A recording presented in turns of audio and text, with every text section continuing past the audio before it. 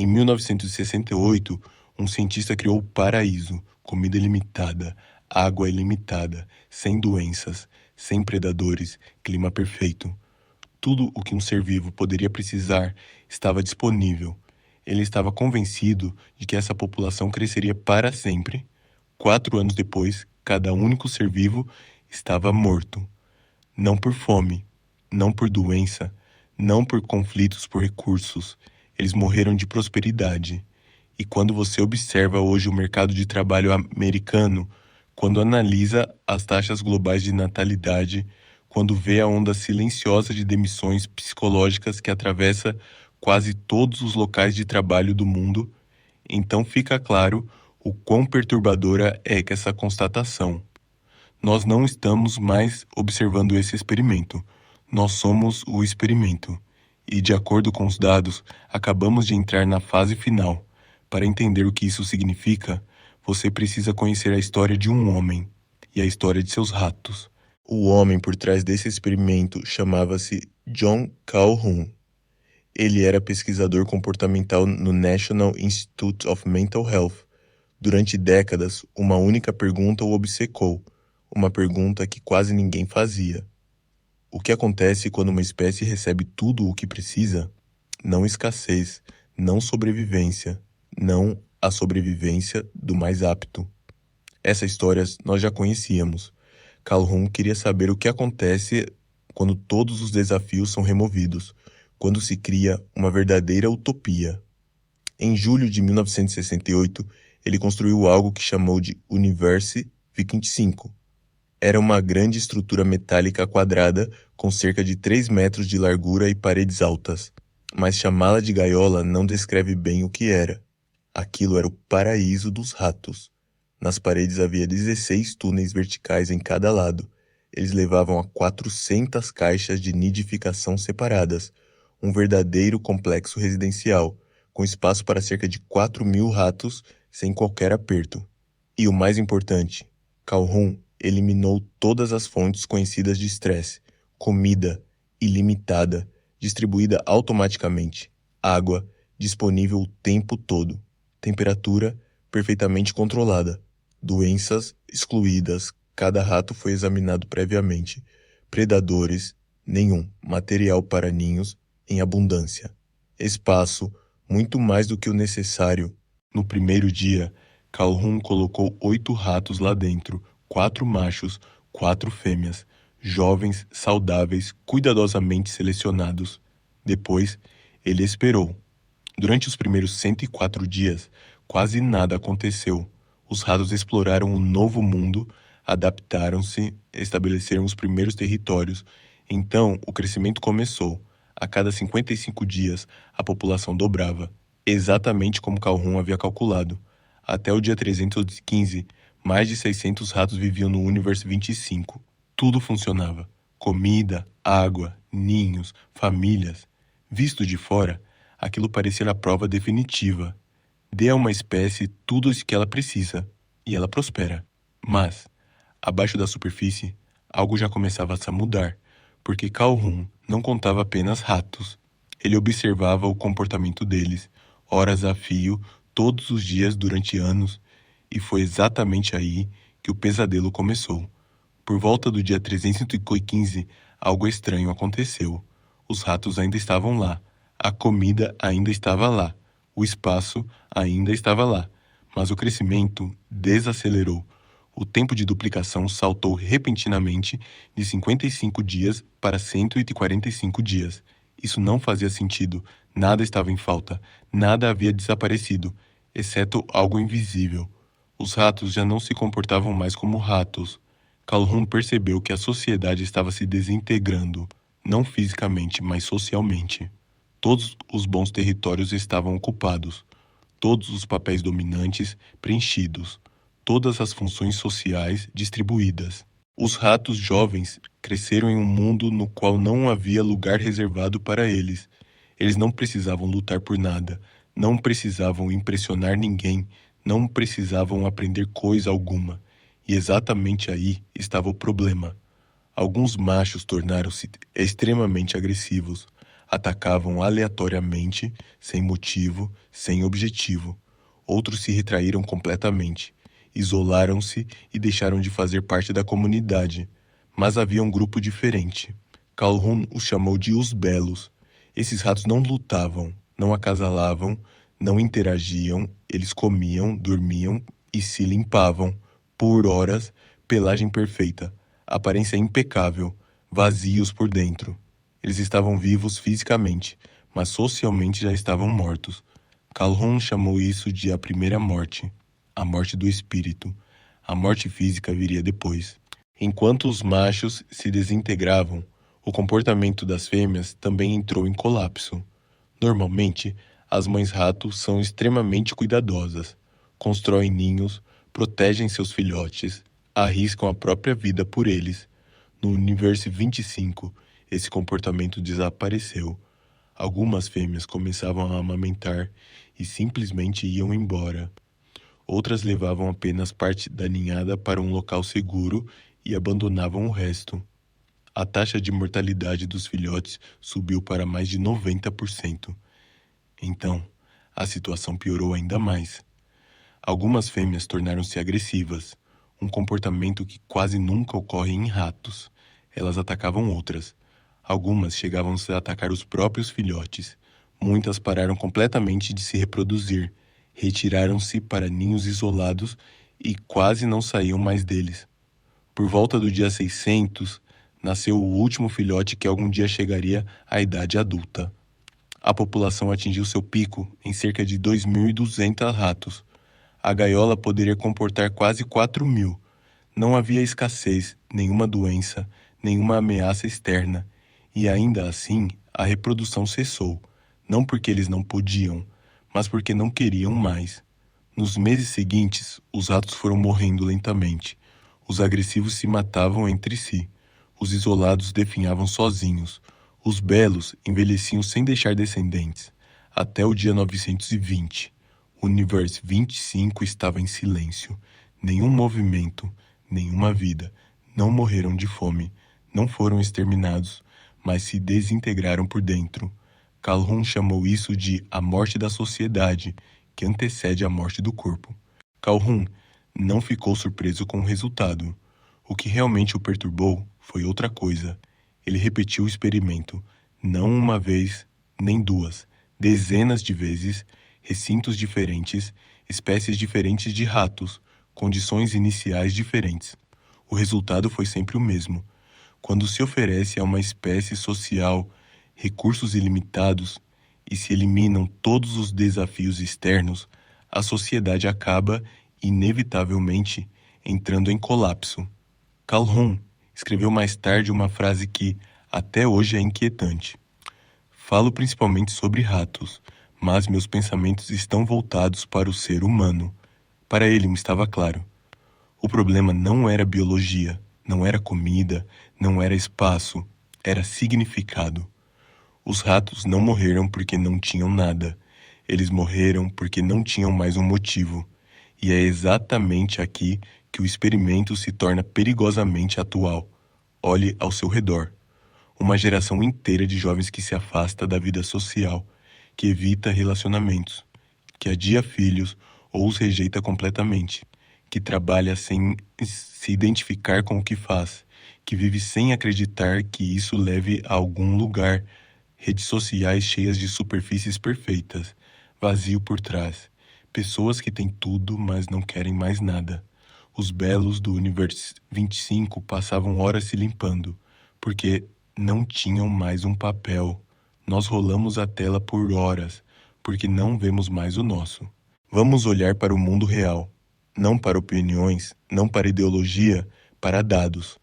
As taxas de natalidade estão despencando em todo o mundo. Nos Estados Unidos, a taxa de fertilidade está em torno de 1,6 filho por mulher. Para manter a estabilidade populacional, seriam necessários 2,1. Isso não é um choque de curto prazo, é uma tendência que já dura quase 2 décadas. No leste asiático, a situação é ainda mais drástica. A Coreia do Sul está abaixo de 0,8. O Japão estagna em torno de 1,2. A China já perde milhões de pessoas por ano. Essas sociedades não são pobres, são altamente desenvolvidas, seguras e prósperas. E ainda assim, as pessoas deixam de formar famílias. Ao mesmo tempo, uma geração inteira está se retraindo. No Japão, isso é chamado de reclusão social. Pessoas que permanecem anos confinadas em seus quartos.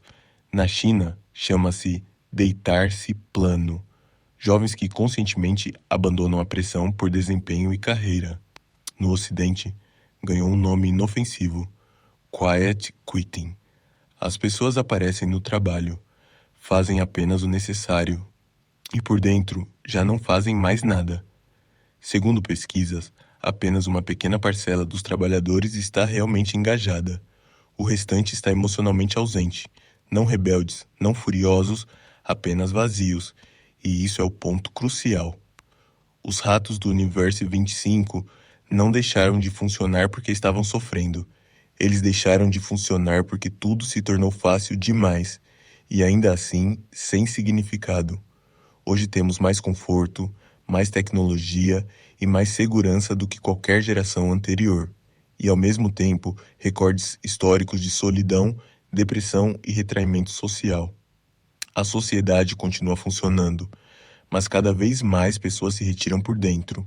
Quase toda a explicação termina no mesmo ponto: dinheiro, moradias caras demais, salários baixos demais, custo de vida alto demais. E sim, tudo isso é real. Mas é exatamente aqui que o problema começa. Se o dinheiro fosse o fator decisivo, as sociedades ricas deveriam ter taxas de natalidade mais altas. Elas têm exatamente o oposto. Os países mais ricos do mundo têm as menores taxas de natalidade. Os grupos populacionais mais escolarizados são os que têm menos filhos. Mesmo dentro de um único país, observa-se o mesmo padrão. Quando as condições econômicas melhoram, as taxas de natalidade muitas vezes caem depois, não antes. O milagre econômico da Coreia do Sul veio antes do colapso demográfico. O crescimento acelerado da China veio antes da queda nas taxas de natalidade. Mais prosperidade, menos filhos, exatamente como no Universo 25. Os ratos não pararam de se reproduzir porque estavam passando fome. Eles pararam porque algo diferente se rompeu. Papéis sociais, pertencimento, sentido. Economistas conseguem calcular preços, conseguem analisar juros, mas não conseguem explicar por que pessoas que têm tudo o que precisam deixam de ver um motivo para continuar. E é exatamente aqui que está uma verdade incômoda. Quando a pátria passa a ser vivida apenas como uma equação de custo-benefício, ela perde o seu valor. Filhos tornam-se pesos, relacionamentos tornam-se riscos, comunidade torna-se gasto de tempo. Os ratos tinham comida suficiente, espaço suficiente, parceiros em potencial suficientes. Eles simplesmente não queriam mais. Não por escassez, mas por vazio interior. Existe uma crise que é mais cara do que qualquer recessão, mais perigosa do que a inflação, e que quase não aparece em nenhuma estatística econômica. Solidão. Nos Estados Unidos, a solidão foi oficialmente classificada como uma crise de saúde pública. Seus efeitos são comparáveis a fumar 15 cigarros por dia. Ela aumenta o risco de doenças cardíacas, de derrames, de demência e de morte precoce. Milhões de pessoas são afetadas, não de forma isolada, mas sistematicamente. O mais assustador: o grupo mais solitário não são os idosos, são adolescentes e jovens adultos. A geração com mais conexões é a que se sente mais desconectada. Eles têm redes sociais, conversas por chat, chamadas de vídeo, disponibilidade constante. E ainda assim, sentem-se invisíveis. Estudos mostram que muitas pessoas sentem que não conseguem mostrar seu verdadeiro eu a ninguém. Sentem-se separadas por dentro, não apenas dos outros, mas da própria vida. Isso não é uma solidão comum, é solidão existencial. Nosso cérebro é programado para a vida em comunidade. Durante centenas de milhares de anos, o isolamento significava a morte. Quando essa conexão falta, o corpo interpreta isso como uma situação de emergência. Os hormônios do estresse aumentam, a ansiedade cresce, a capacidade de julgamento diminui, as pessoas se retraem ainda mais, um ciclo vicioso se inicia. No Universe 25, foi exatamente assim. Os belos não se isolaram por livre escolha.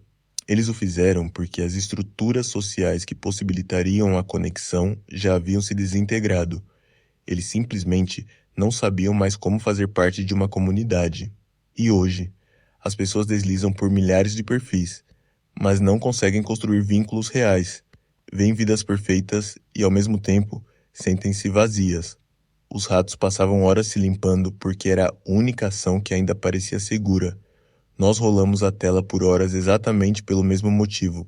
John Calhoun percebeu que o colapso não aconteceu de forma caótica. Ele seguiu fases bem definidas. Fase 1, colonização. Os ratos entram em um novo mundo, exploram, formam as primeiras estruturas sociais. Essa fase durou cerca de 104 dias. Fase 2, crescimento explosivo. A população cresce rapidamente. Tudo parece funcionar. Papéis sociais surgem, a ordem se estabiliza. Essa foi a fase dourada. No Universe 25, ela terminou por volta do dia 315. Fase 3, estagnação. O crescimento desacelera drasticamente.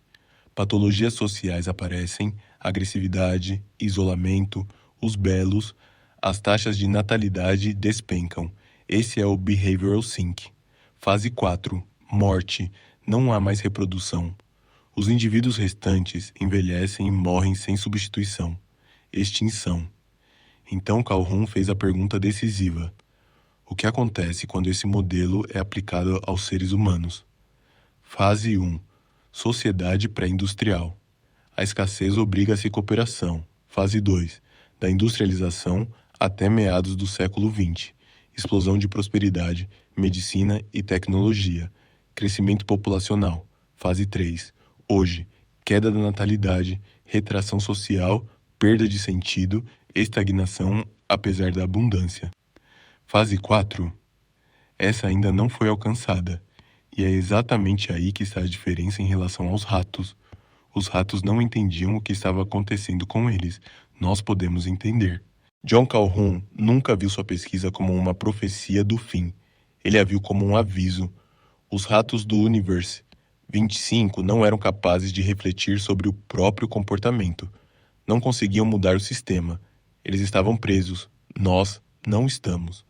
Calhoun acreditava que os seres humanos possuem algo que faltava aos ratos: consciência, a capacidade de reconhecer padrões, a capacidade de reconstruir estruturas, a capacidade de criar sentido, não apenas sobreviver. Mas é exatamente aí que mora o perigo. A maioria das análises fica na superfície. Dizem mais dinheiro, mais subsídios, mais incentivos econômicos. Mas Calhoun já tinha visto que prosperidade, por si só, não conserta nada. A Coreia do Sul gastou trilhões para incentivar a natalidade. Os números continuam caindo. Por quê? Porque se tratam os sintomas, não a causa. A causa não é a escassez, a causa é falta de significado. Sociedades não entram em colapso quando são pobres. Elas entram em colapso quando deixam de ver porque o esforço vale a pena. Calhoun disse, em essência, quando uma sociedade cria na abundância mais rápido do que consegue criar novos papéis sociais, novas formas de pertencimento e novas fontes de sentido, o declínio começa por dentro. O Universe 25 hoje está vazio, uma estrutura metálica, silenciosa, em um laboratório em Maryland, um monumento, não ao fato de que a pobreza destrói, mas ao fato de que o paraíso por si só não basta. A pergunta não é se temos o suficiente, a pergunta é, para que afinal estamos vivendo?